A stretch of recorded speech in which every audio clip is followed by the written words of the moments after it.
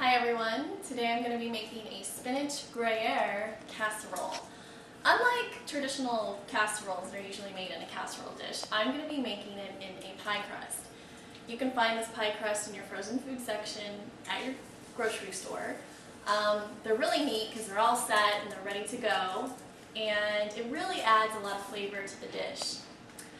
So what I have here, I've got my spinach. You can use the Jolly Green Giant brand. It's a pretty good brand. Or you could use the, off-brand if you're trying to save a couple dollars. I've got my French's fried onion. We're going to top the casserole with this. It's going to be really, really delicious. And then I've got my Gruyere cheese. This is excellent to the dish. It adds just enough bite.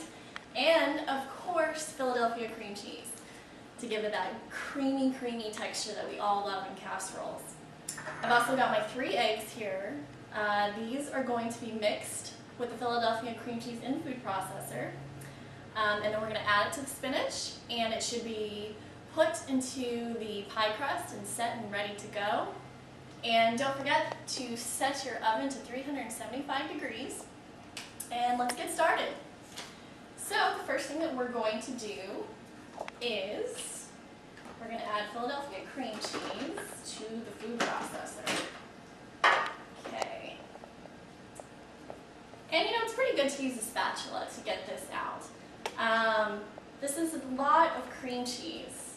You might be a little jaunted at the sight of it, thinking this isn't exactly a healthy dish, but you know what? This dish is great to make with just about anything. You can make chicken with it. Of course, it's great for Thanksgiving get-togethers and whatnot, but you know what? You can just never have enough cream.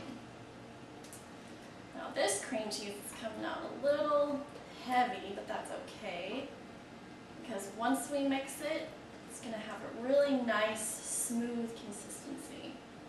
Just get that in there. And again, this is 16 ounces of cream cheese that we're using. Okay. Can I get this cream cheese going down to the bottom of the food processor? Okay.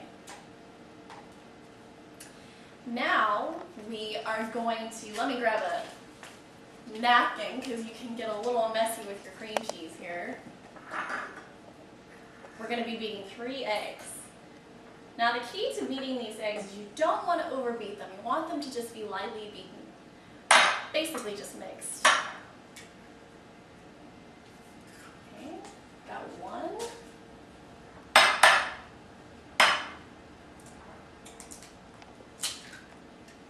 And 2.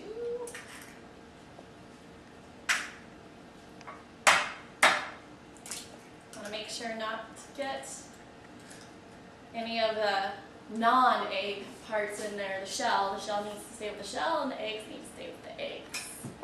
Okay.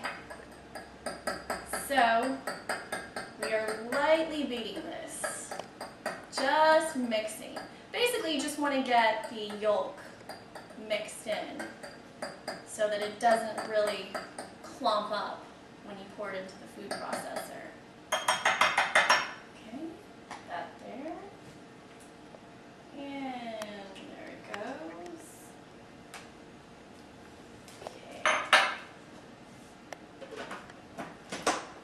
Okay, so when we have it in the food processor, we want to make sure that we only pulse it 3 times. You don't want to over pulse this because you want the mixture to definitely be a little bit chunky.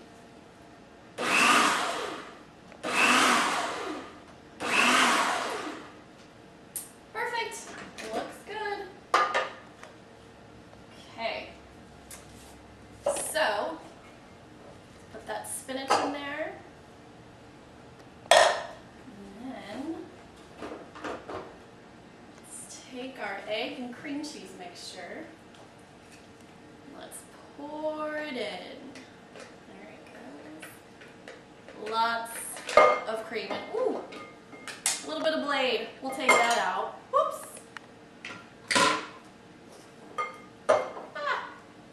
We don't want to bake with that. That won't be very good. Let's just wipe our hands. you know, when you're cooking in the kitchen, especially now when we're filming, things can happen, you know, it's almost like live TV. That's okay. Moving on. Okay, so this is really mixing up really nice. That just looks great. Okay, now we're going to add a little bit of salt and pepper. So I would say probably just a couple shakes worth. And a little bit of pepper. Going to mix that in. And then we're going to take our Gruyere cheese, add that to the mixture. In fact, I want to use about half of it because when it comes out of the oven, we're going to top the rest of the cheese with the remaining Gruyere. So I have clean hands, by the way. You want to make sure that you're using clean hands when you're making this stuff. Okay, all right, so that's probably about half. And we're going to keep mixing this. Now this is a very, very creamy, cheesy dish. This is not for the lighthearted because this is made to satisfy those cheese lovers out there. All right, that looks perfect. So I'm going to take my pie crust, move it over a little bit closer, and all right, let's get that in there. Get all the mixture into the pie crust. Looking really good. Okay, set this down. Such an easy dish. Such an easy dish. Everybody loves this. It's perfect for having lots of people over or not. You know, you can just make this for yourself if you want. Nobody will know. Okay. Alrighty, and then now we want to top it off with a little bit, just a touch more cheese, just so that we can have that on the top layer. But like I said, when it comes out, we're going to add even more. Okay. Now we're going to take our fried French onion. We're going to make sure that the whole entire top is covered because that will give it a nice crunch. We want to, you know, you basically just want to make sure that, you know, you don't want to see too much spinach when you're layering it like this, or when you're topping it off. Looks good. Kind of like a pie. Kind of looks a lot like a pie. Okay. Just a touch more, maybe a little bit more over here. Perfect. Okay, this is going to go in the oven for about 35 to 40 minutes, depending on your oven. It usually doesn't matter too much if you can get it within that range, but you definitely want to keep an eye on it just to make sure that it is baking properly. As I said, it took 35 minutes in my oven for this to bake, and as you can see, the fried French onion has browned perfectly. You want it to be nice and crunchy and definitely brown because that's when you know that it's ready. So let's take the remaining Gruyere cheese. Now you want to do this when it's hot so that the cheese definitely melts. And this is the final step for this delicious, delicious, delicious cheesy dish. Make sure you get it all the way around as much as possible.